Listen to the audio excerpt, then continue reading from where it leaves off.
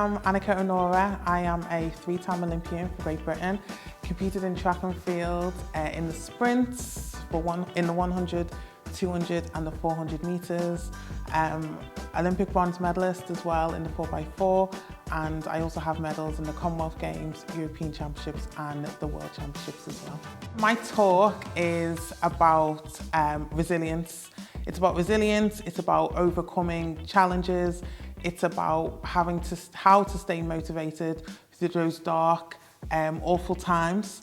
No matter what you're going through, my job and my aim is basically to inspire the girls that I'm going to be speaking in front of today, so I hope they're able to be left inspired by my talk.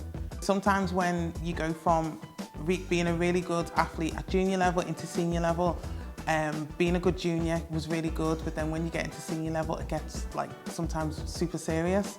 So I would say always find a fun element to it.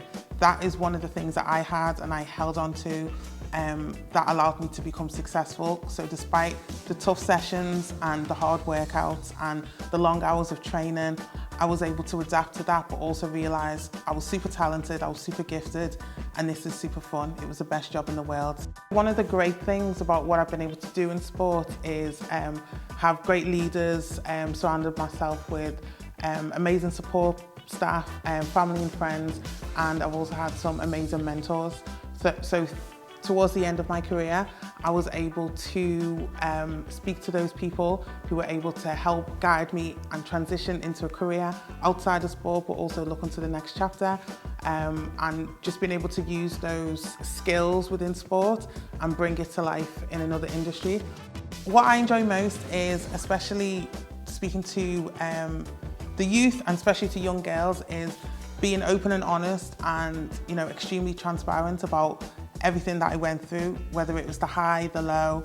It's not all rosy. When you see us compete at the highest level, it takes a lot that's gone on behind the scenes in order to get there.